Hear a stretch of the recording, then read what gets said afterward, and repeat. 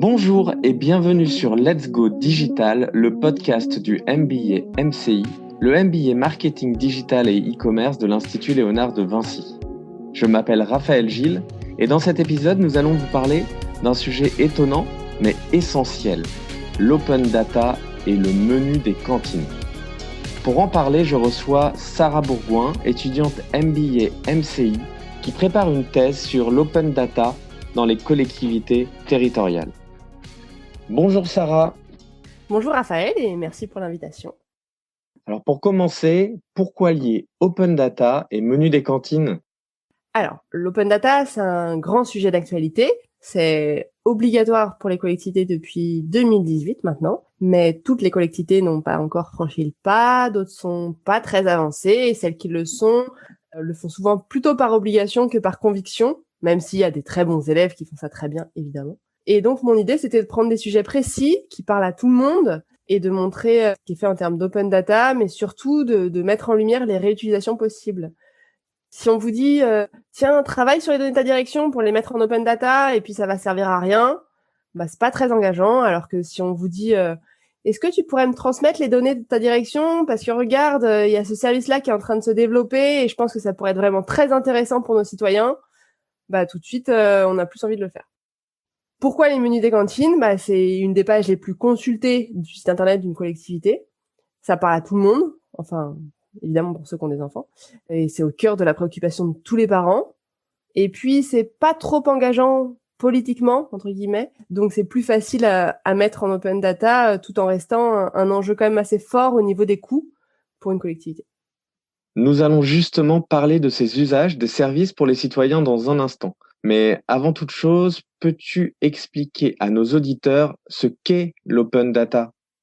Pour faire court, on peut reprendre les 3 critères de l'Open Knowledge Foundation, qui sont la disponibilité et l'accès, c'est-à-dire que les données doivent être accessibles. Accessible, on parle de coût, donc qu'elles soient gratuites ou presque, et dans un format pratique et modifiable. Le deuxième critère, c'est la réutilisation et la redistribution. Donc, tout simplement, les conditions doivent être réunies pour pouvoir réutiliser les données et les redistribuer. On y reviendra, je pense, après, mais pour pouvoir les mélanger entre elles. Et le troisième critère, c'est que tout le monde doit être en mesure d'utiliser, de réutiliser, de redistribuer les données. Et donc ça, c'est le critère de participation universelle.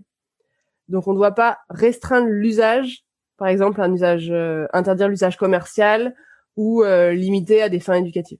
Donc ça, c'est les 3 critères principaux. Mais ce qu'il faut préciser, c'est que l'idée, c'est de pouvoir mélanger les différents ensembles de données pour pouvoir faire quelque chose de commun. Et ça, c'est ce qu'on appelle l'interopérabilité. Ça peut paraître un petit peu un gros mot, un mot savant, mais c'est véritablement essentiel. Pour donner un exemple tout simple, si on essaie de comparer 2 fichiers, il faut que les champs soient identiques, donc les titres des colonnes, et aussi les appellations, les nomenclatures. Donc, par exemple, si on parle des jours de la semaine, faut écrire lundi dans tous les fichiers, ou lundi lun, L-U-N. Mais si vous faites la moitié de l'un, la moitié de l'autre, les 2 fichiers pourront pas se mélanger. Voilà un petit peu ce que je peux dire de l'open data. Donc pour résumer, il ne s'agit pas seulement de mettre à disposition la donnée, mais de pouvoir surtout la réutiliser. En quoi cette open data peut être utile pour les collectivités territoriales ? Alors, on parle beaucoup de défiance auprès de tout ce qui est action publique. Donc, le premier enjeu, c'est la transparence démocratique. Donc, de donner les éléments bruts, sans retranscription par les médias, par exemple, pour que chacun puisse se faire son avis. Ensuite, le second enjeu, ça peut être l'efficacité administrative. Pourquoi ça ? Parce que, par exemple, dans une administration, c'est très siloté. Je sais pas si vous voyez ce que ça veut dire, mais quand il y a, par exemple, la direction des bâtiments va pas très bien travailler avec la direction des sports, alors que la direction des sports gère les bâtiments. On va utiliser des logiciels qui sont différents, et du coup, l'idée, c'est que chacun puisse se parler. L'open data permet ça. Et le troisième enjeu, c'est de proposer des nouvelles ressources pour l'innovation économique et sociale. L'idée, c'est que les données soient réutilisées par des startups, par des entreprises pour faire du développement économique sur le territoire. Et du coup, ça fait une attractivité du territoire plus importante. Tu parlais à l'instant dans les 3 éléments de transparence démocratique. Pour l'alimentation, c'est la loi Egalim qui a été votée en 2018 et qui régit justement ces règles de transparence et d'information. Est-ce que tu peux nous en dire plus sur cette loi? Concernant la loi Egalim, ça touche pas tout à fait à la transparence, je dirais. C'est surtout une obligation légale pour moi. Pour expliquer la loi Egalim, au 1er janvier 2022, les restaurants scolaires ont l'obligation de proposer 50% de produits de qualité durable, de qualité et durable, dont au moins 20% issus de l'agriculture biologique. Et en plus de ça, l'information des convives devient obligatoire. Donc c'est le moment de pousser l'open data. Si on veut parler de transparence, on peut parler plutôt des budgets alloués aux cantines. Chaque collectivité fait un peu ce qu'elle veut, en respectant la loi évidemment, mais elle fait ses choix d'organisation, de fournisseurs, de produits. Ces choix-là, ils influent sur le prix du repas. Or, qui paie les repas? On nous dirait les familles. Mais non, pas tout à fait. Une famille, elle va participer au prix d'un repas, mais la collectivité, il y a toujours un reste à charge. Pas toujours, mais en grande partie quand même. Et du coup, si une collectivité choisit de faire du 100% bio, ça va lui coûter plus cher. Du coup, potentiellement, elle peut couper une autre politique publique qui lui semble moins importante que faire manger bio aux enfants dans les cantines. Si on vous en parle pas, ça reste opaque. Donc c'est pareil, c'est quelque chose qui est assez intéressant de savoir quel arbitrage fait, sur quelle proportion et pourquoi. Donc ça, pour moi, c'est ce qui concerne la transparence et ce qui est lié au menu des cantines. Il y a différentes manières de partager le menu des cantines pour les mairies, pour les collectivités. Est-ce que tu as des exemples ou un exemple concret de bonnes pratiques sur ce partage et à ce sujet? Tout à fait. Je peux vous parler de l'application Kidimiam. C'est une application qui est disponible dans les villes de Rennes, La Rochelle, Toulouse notamment, et dans quelques villes de Bretagne, il me semble. Le slogan de l'application, c'est « Informer plus, éduquer mieux pour consommer moins ». Donc on va vraiment plus loin que l'open data. C'est une application qui se branche soit grâce aux données en open data des collectivités, mais qui peut aussi se brancher au logiciel de cuisine centrale grâce à une API. Alors c'est super intéressant. Est-ce que tu peux nous présenter cette application un petit peu plus en détail? À quoi elle sert, à qui elle s'adresse et quels sont ses objectifs? Alors l'application a deux publics.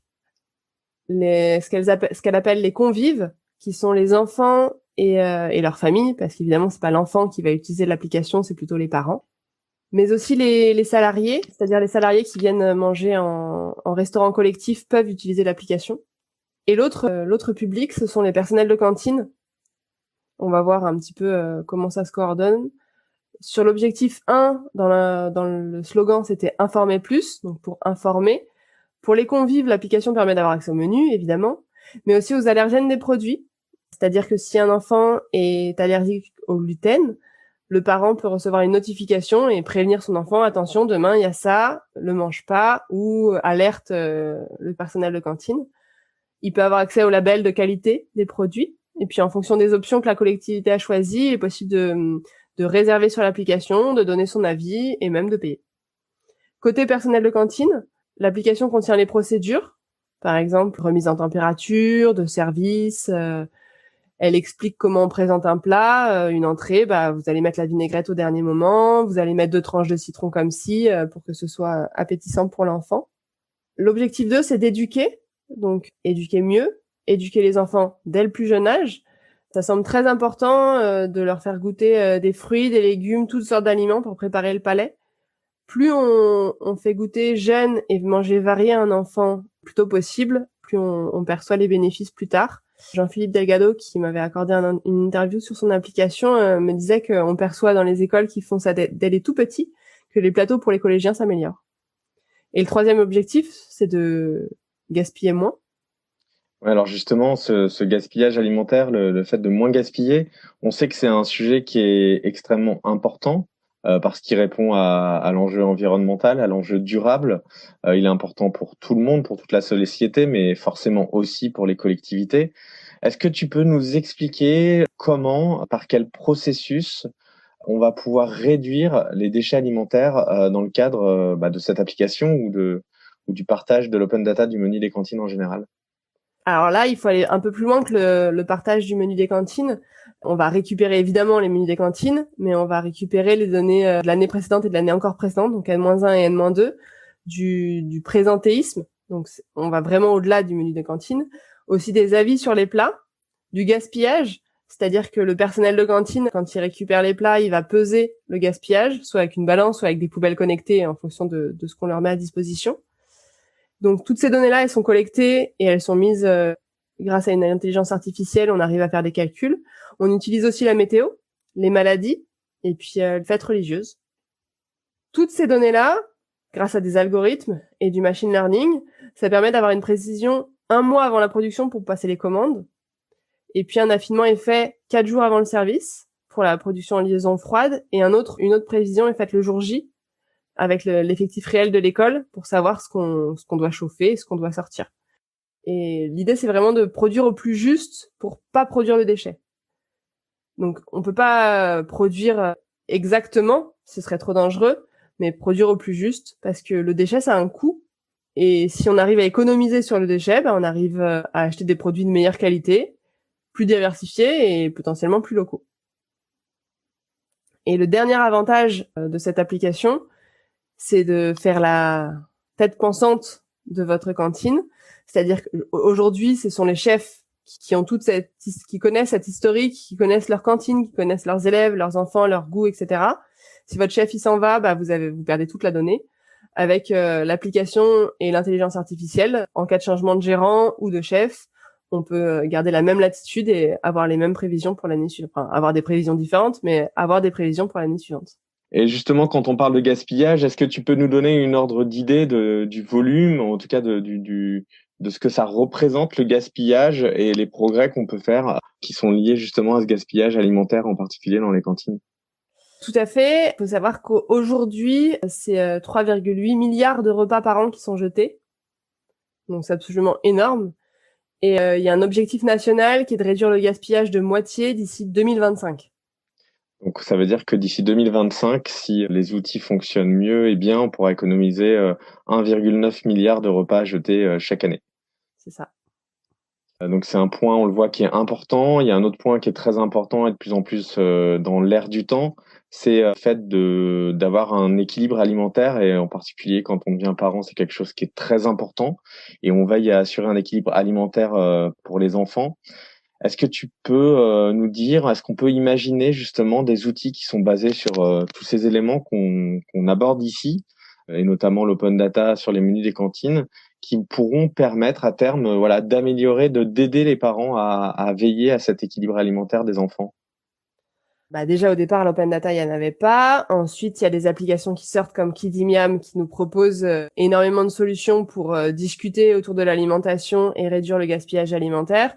Donc on peut imaginer énormément de choses. Après, c'est vraiment dans l'ordre de l'imaginaire, mais je peux donner des idées comme ça s'il y a des développeurs qui nous écoutent. On pourrait imaginer une application qui proposerait des menus du soir corrélés au menu du midi pour que l'équilibre alimentaire soit là. Vu qu'on a les avis qui sont récoltés le midi, on connaîtrait un petit peu les menus, les goûts des enfants. Du coup, cette application pourrait prendre en compte le goût de nos enfants, ce qu'ils aiment et ce qu'ils n'aiment pas, pour faire les menus du soir. Et puis, si on a envie d'aller encore plus loin, on pourrait avoir cette application, ça pourrait nous sortir notre liste de courses avec des prix en fonction de tel magasin et tel magasin. Et cette prix-là, il est plus cher parce que l'empreinte carbone est moindre et on achète plus local. On peut vraiment aller très très loin dans les outils qui pourront être développés dans le futur. Voilà, donc aujourd'hui, tu lances un appel à tous les entrepreneurs pour se baser sur cette donnée et développer des outils et des applications qui vont vraiment changer notre façon d'aborder nos repas de la semaine. Exactement, comme ça, plus besoin de réfléchir, on est sûr que ça plaît à notre enfant et en plus, on consommerait local, potentiellement peut-être bio, sans empreinte carbone, sans faire venir des fruits du bout du monde. Donc, on vient de voir avec toi de nombreux atouts et notamment les principaux usages qu'on peut faire de cette open data, notamment dans le cadre du menu des cantines, que ce soit pour les familles, pour le personnel des cantines. Est-ce qu'il y a des limites? Est-ce qu'il est facile aujourd'hui de récupérer et de mettre à disposition cette donnée?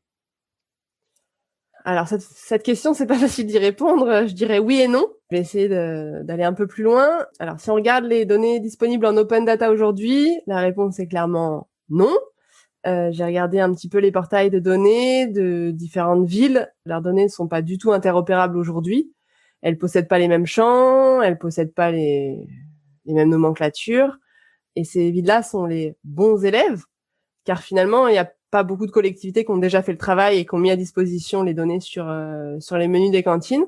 Donc, si on regarde le côté Open Data, c'est assez complexe quand même. Il y a Open Data France qui travaille aujourd'hui sur un schéma permettant de décrire la composition des menus et la composition des plats. Donc, si ce schéma-là est fait au niveau France et que les collectivités s'appuient sur ce schéma-là, au moins les données seront interopérables. Donc, il y a du futur positif à venir, j'imagine. Pour l'instant, on n'y est pas. Et on peut répondre oui, c'est facile de récupérer les données si on va les chercher en amont. Donc là, on n'est plus tellement sur le thème de l'open data, mais c'est pas parce qu'on va les chercher en amont qu'on peut pas les repositionner en open data ensuite. C'est-à-dire qu'il y a des logiciels sur lesquels on peut se brancher grâce à des API, donc des petits connecteurs qui se mettent entre le logiciel et la potentielle application, qui sont les logiciels des cuisines centrales, qu'on appelle les logiciels de GPAO. Et avec ces logiciels-là, on a accès à toute la donnée en intégralité sans avoir à y retoucher, donc avec moins d'erreurs possibles. Et donc, dans ces cas-là, oui, c'est facile de récupérer la donnée. Pour le développement de l'open data dans les collectivités territoriales, on le voit avec ce que tu viens de dire, il y a encore quelques freins, mais ce qu'on voit surtout, grâce à ton éclairage, ce sont les nombreux usages et tous les atouts qu'elle peut représenter. C'est bien ces usages et ces atouts que tu voulais mettre en avant? Exactement, et qu'il y a beaucoup d'opportunités et qu'il faut partager en open data. En tout cas, merci infiniment, Sarah Bourgoin, merci beaucoup. C'était un épisode de Let's Go Digital, le podcast du MBA MCI, avec Sarah Bourgoin et Raphaël Gilles. Merci de nous avoir suivis et à très bientôt.